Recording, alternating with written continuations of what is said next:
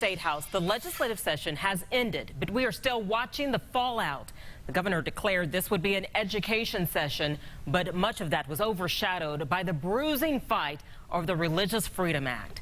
RTV6 State House reporter Katie Hines met with legislative leaders, and she's live now with details for us. Katie?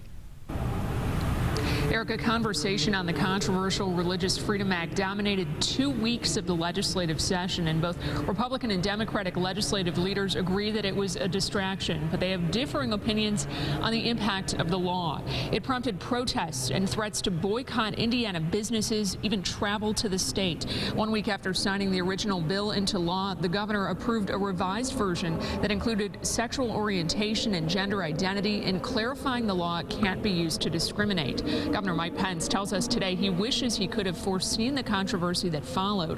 Lawmakers remain split on the impact of the controversial law. Republicans say the results of the session, including a historic investment in K-12 education, speak for themselves. But Democrats say the 2015 session was a step backward for Indiana. The damage that has been done by things like RFRA, I think, is immeasurable.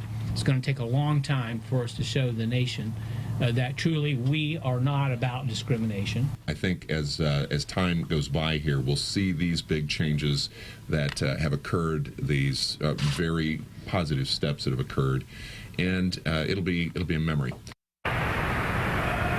Governor Pence tells reporters today that he regrets the misperception rather, of the law. Erica? Katie, did lawmakers talk about what's next in this conversation? They did. You know, we asked both Republican and Democratic leaders, and House Speaker Brian Bosma was asked a question about whether lawmakers might look into adding sexual orientation as a protected class in state law. He said that he is open to that discussion, but he would not commit whether that might happen next year. Reporting live at the State House, Katie Hines, RTV6.